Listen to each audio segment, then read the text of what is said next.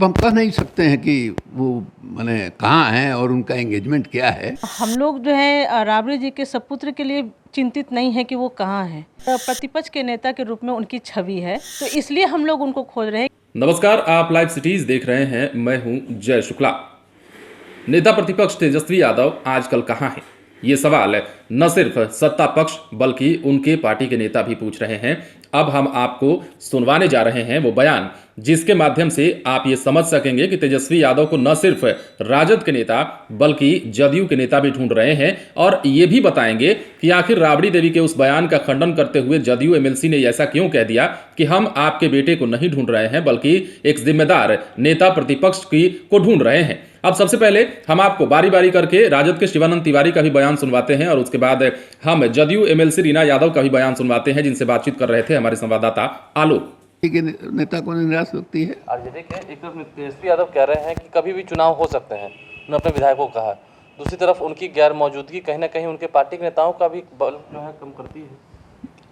अब हम कह नहीं सकते हैं कि वो माने कहाँ हैं और उनका एंगेजमेंट क्या है, लेकिन ये सही बात है कि चुनाव जो है तुरंत ख़त्म हुआ है और चुनाव में जिस ढंग से मेहनत करना पड़ा और अभी नया वर्ष है, उम्र नहीं है, तो कहीं घूमने फिरने गए होंगे, लेकिन उनको वो आएंगे ही, उनको आना भी चाहिए। देखिए, कुल मिलाकर शिवानंद तिवारी हमारे साथ हैं। उन्होंने एक तरफ जहां नीतीश कुमार की व्यवस्थाओं पर भी सवाल खड़े किए हैं, ये कहा है कि जनता दरबार आपको लगाना चाहिए, लेकिन अगर कोई व्यक्ति बार बार आपके पास आए और सिस्टम की जो आप दुहाई दे रहे हैं तो ये बातें समझनी पड़ेंगी आपको। वहीं विपक्ष को भी थोड़ा सतर्क रहना होगा कि अभी नई नई सरकारें बनी हैं। आप एक तरफ कह रहे हैं कि बिहार में चुनाव होना है, वहीं दूसरी ओर कब तक आएंगे तेजस्वी यादव? फिलहाल सत्ता पक्ष तो सवाल पूछ ही रहा है। इस वक्त जेडीयू के एमएलसी रीना यादव जी हमारे साथ हैं। जिस तरीके से राबड़ी देवी लगातार कह रही थी कि तेजस्वी यादव मेरा बेटा है, कहीं भी जाए, सत्ता पक्ष के लोग कौन होते हैं पूछने वाले? निश्चित रूप से हम लोग जो है राबड़ी जी के सपुत्र के लिए चिंतित नहीं है कि वो कहाँ हैं। राबड़ी जी के सुपुत्र तेजस्वी यादव जी, माननीय तेजस्वी यादव जी उप मुख्यमंत्री रह चुके हैं बिहार के, और प्रतिपक्ष के नेता के रूप में उनकी छवि है, और उन्होंने अभी मुख्यमंत्री के पद के लिए इलेक्शन भी लड़ा है। तो इसलिए हम लोग उनको खोज रहे हैं कि जिस व्यक्ति ने पूरी जनता के सामने आकर के कहा कि नीतीश कुमार सुयोग्य व्यक्ति नहीं है और उसे आप हटा करके आप मुझे मुख्यमंत्री के पद के लिए सुशोभित करें, और उसके लिए अपने लिए वोट मांगा और आरजेडी को बताया कि वो बिहार का विकास कर सकती है और उसके विस्तार के लिए हम जो है सुयोग्य व्यक्ति हैं।